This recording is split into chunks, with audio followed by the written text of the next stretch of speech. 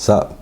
My name is Mike, and today I want to talk to you about what you need to know about relationships. Now, if you've watched my older videos, you might know that I have had kind of a pattern with my past relationships of toxicity, whether that be toxicity coming from me or my partner. Either way, it's been a prevailing theme throughout my dating life. And with the relationship that I'm in now, I really wanted to be firm with myself and say, I'm not going to walk away at the first sign of difficulty. I'm not going to try to blame my partner for things that are going on. And I'm really going to do everything that I can to work things out to the best of my ability. And I think in doing that, there have been a lot of revelations that I've found in both myself and kind of misjudgments that I had in general. And that's kind of where this is all coming from. It's been a lot, but I hope it'll be helpful to you because it would have been helpful to me. Now, the first thing, self-improvement will not necessarily make you a good partner. Now, I know that on this channel, I've talked from the rooftops about improving yourself and growth and this and that and discipline. Listen, I'm not saying don't do those things. All those things are good. In fact, they're all great. They're fantastic.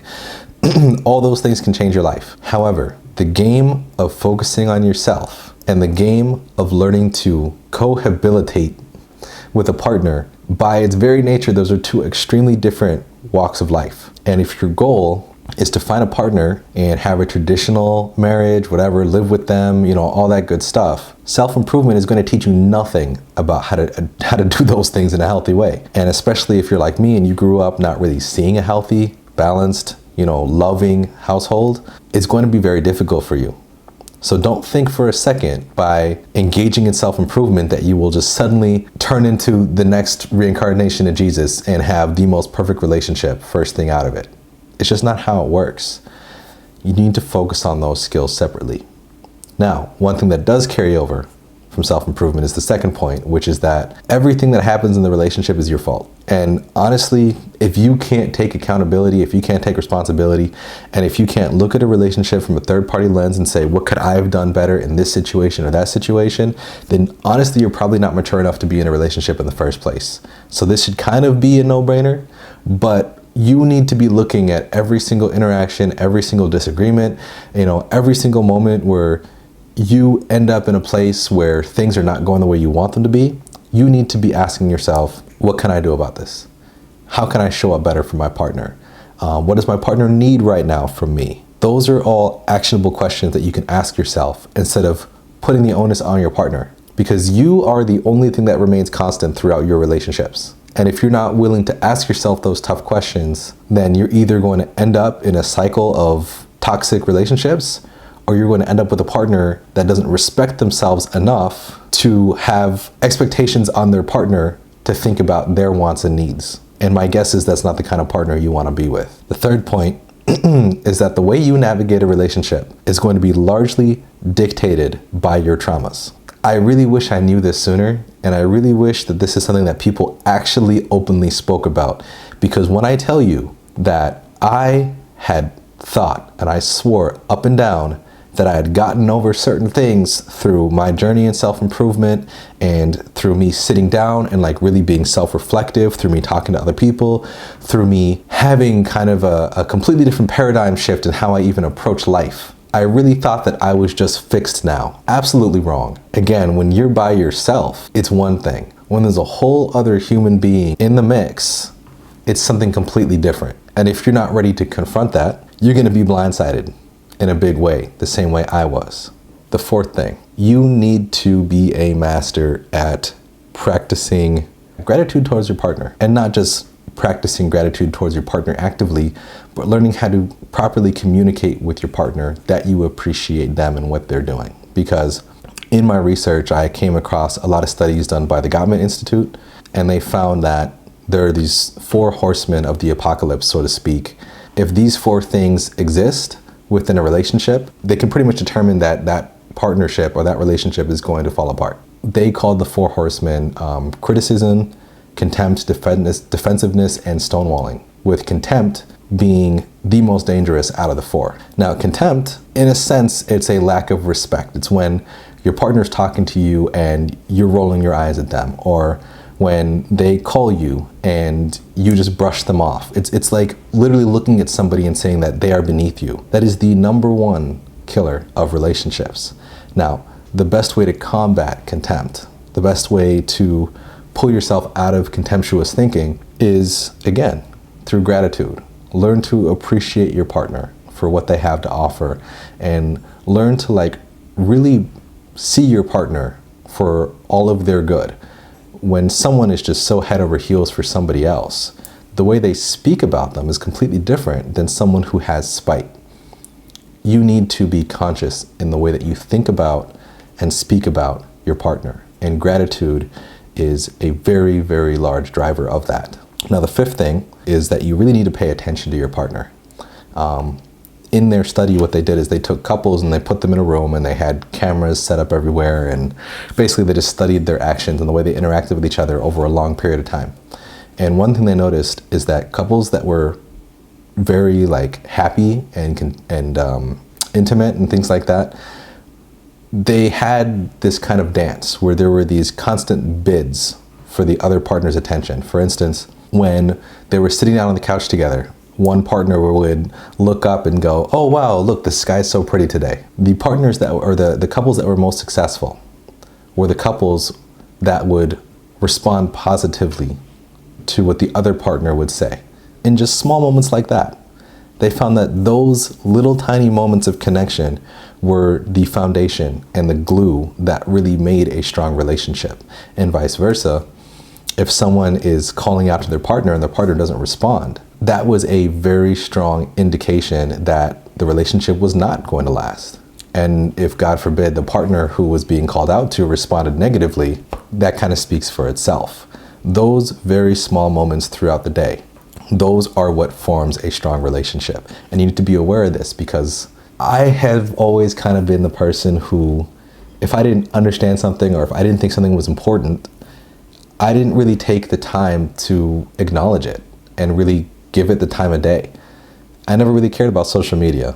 And if someone sent me an Instagram reel, I'd be like, listen, I don't have time for this. I just thought it was stupid. I thought it was dumb. I'm not gonna lie. But the fact that that person saw this reel, this little stupid little video, and they thought about you specifically, and they went through the effort to send it to you, that is a bid for your attention. And your lack of a response to that sends signals to them that you don't care. Not that you don't care about the reel, but that you don't care about them.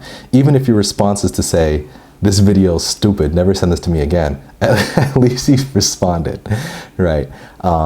Not saying to say that, but the point stands. We are constantly looking for our partners to acknowledge us. The sixth thing is that in order to properly communicate with your partner, you need to learn to be self-aware in the things that you do. Now, self-awareness is not something you just turn on overnight. Being aware of self-awareness is something you could turn on overnight, but actually practicing self-awareness is a whole other ballgame. Let me give you an example. I talked earlier about trauma. Trauma will show up in so many different ways, not just in your everyday life, but again, in the relationship. I have struggled with anxiety for most of my life, and in the past, it used to be a big issue, right? It's something I've spent a lot of time working on. But the way anxiety shows up for me is I get a physical response. My ears start burning, my heart starts pounding, my mind gets cloudy, my throat gets tight. I literally feel like a fight or flight response in my entire body. Now, the awareness of those symptoms and associating those symptoms with, oh, I am feeling anxious at this moment, that awareness will allow me to take action to combat how I'm feeling. However, if I'm never able to make the connection between my response in my body and where it's coming from, then you can't take any action towards solving the problem. Self-awareness is kind of the first building block for how you can actually start to make change in the patterns that you see in your relationships. So take this seriously. Once you become self-aware, this is point 7, by the way, 7. Once you become self-aware of the things that you're doing in the relationship, you need to learn how to regulate your emotions. Like I said, when I start to feel anxious, there are steps that I can take to actually start to slow my heart rate down, bring myself back, right? And sometimes it's easier than others. Sometimes you're just so far over the edge that you can't really do much about it. But as you learn to identify and practice these skills, it will become easier over time. So let's apply this to an actual situation. You forget to take the trash out. And that's the one thing that your partner asks you to do for the day. is just, I need you to help me out and take the trash out. But you just forgot, you were so busy, caught up in your own thing. And they come home and they notice that you didn't take the trash out. What's the first thing out of their mouth? I asked you to do this thing and you haven't done it. I am now upset with you because my expectations have not been met. You can match their energy with them being upset and frustrated with you, or you can catch yourself getting upset and frustrated at them, and you can reframe the situation. Now, this is where my notebook comes into play here, so bear with me. There's a few different things that I do when I start to feel myself getting upset in order to regulate myself. And I'm going to explain why this is so important in a second now. The first thing I do is, if I have the opportunity to walk away for maybe even 5, 10, 15 seconds, but sometimes even 5, 10, 15, 20 minutes, walk away for 20 minutes and come back after I've had a chance to calm myself down so we could actually have a conversation that is decent and level-headed and respectful, then I will ask for that. Hey, I'm sorry, I know you're upset. I really want to talk to you about this. Can you just give me 10 minutes? I need to clear my head. You know, give each other some space, give yourself some room to breathe, and then we can come back and talk about this and resolve the issue. If you are allowed to do that, that's great. That helps a lot. But most of the time, in my experience, that's not going to happen. So the next thing you could do is shift your perspective. When someone tells you, man, you always do this. You always forget about the trash. It feels like you don't even care about me. I've been out working all day. You've just been sitting around chilling, doing nothing. Like, I just wish that you'd actually care about me for once, right? There's so many things that I could say back. I could think about them right now. There's so many things that I could say back, but listen, shift your perspective. This isn't your partner nagging you. I mean, it is, but think about it this way. When you catch yourself about to feed into that energy, ask yourself, is this how I want us to communicate in our relationship? I'm about to say something vile, nasty, right back, just because it'll make me feel better if I do that. But is that really the kind of relationship that I want to have? Is that really how I want to communicate with my partner? If that's not enough to calm you down, take it to the next level. Is this how I want the mother of my children to be treated? For me, that's usually enough. Because if I look at my partner and instead of seeing somebody angry at me, I see this is the future mother of my children, then that means I need to get my stuff together quick. If that doesn't help, escalate it. If this were my child, if I were speaking to my child right now, would I be okay talking to them like this or treating them like this? And if that doesn't work, if this were my child, would I be okay with somebody else talking to them in the way that I'm about to talk to them right now?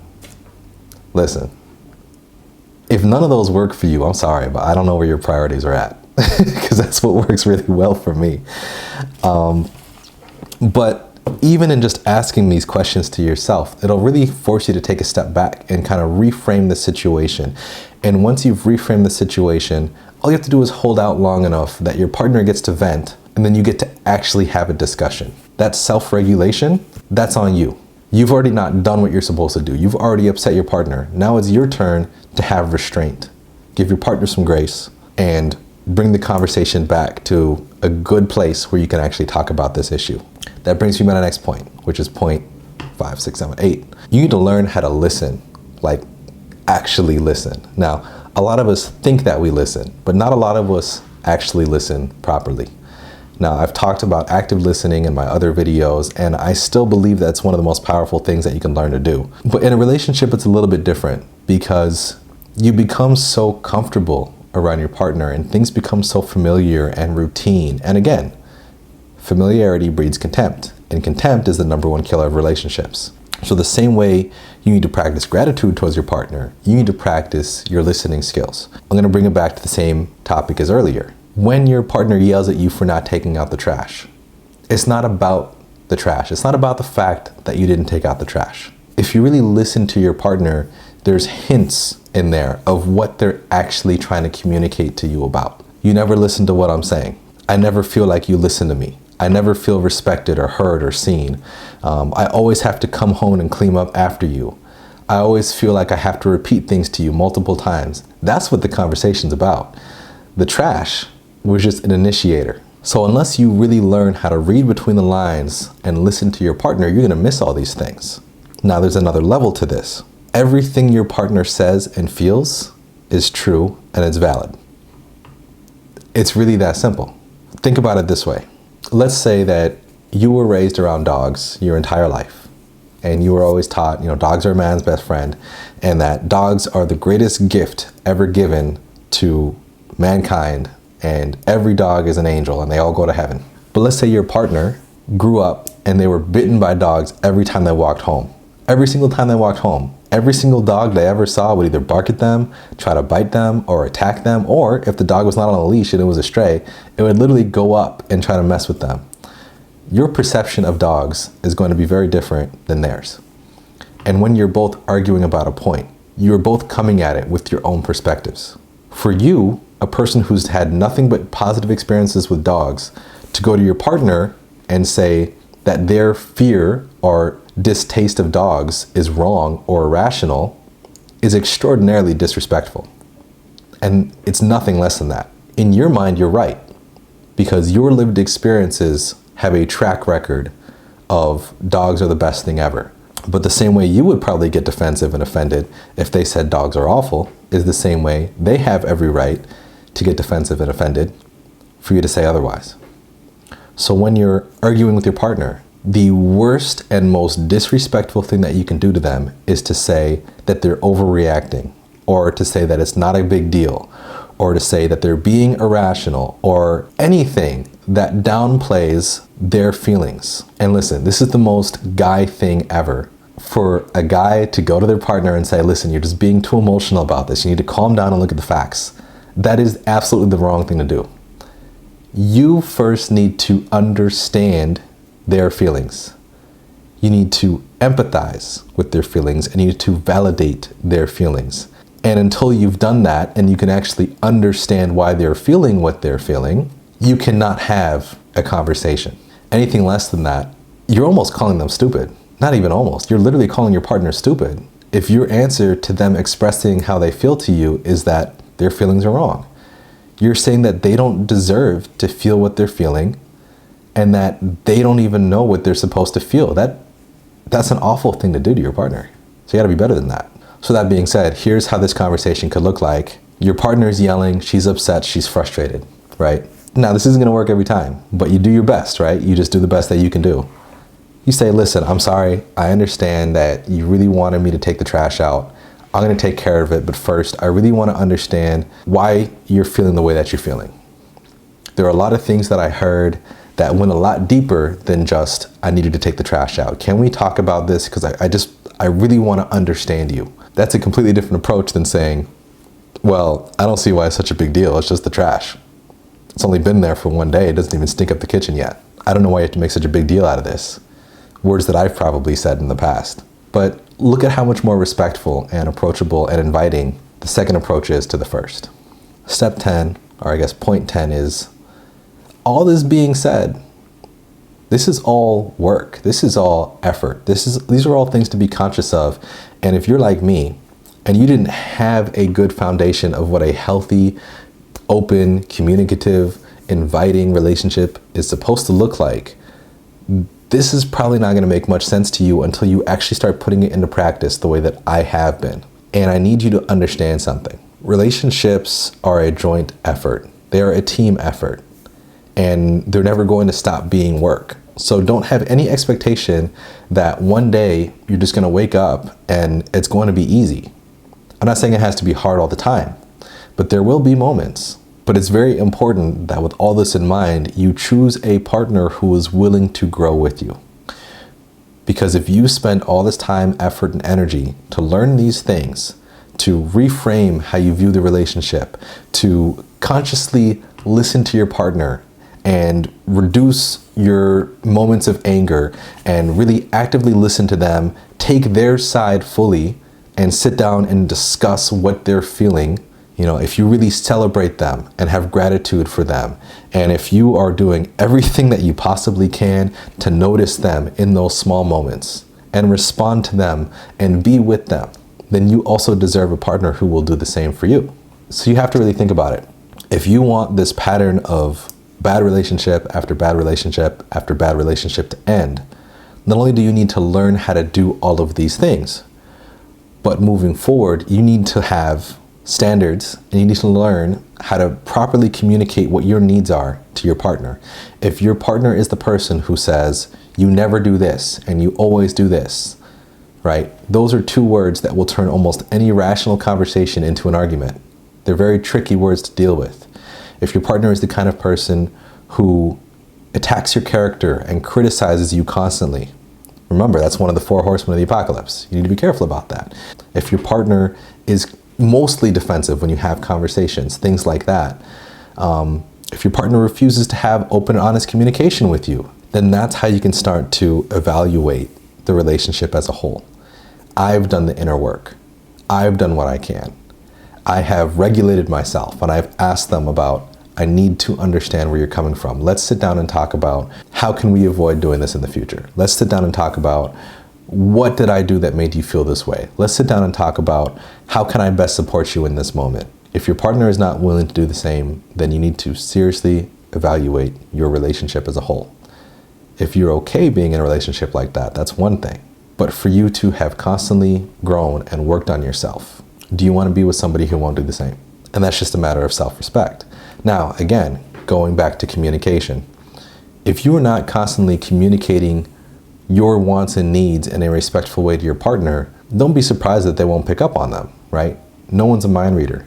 But if you are constantly communicating your wants and needs in the relationship, and you're constantly communicating how you want to better communicate with each other, and it's not, the energy is just not being matched and there's no effort there of it being matched, then again, that's an opportunity to sit down and really have a conversation, a real honest conversation about the relationship as a whole.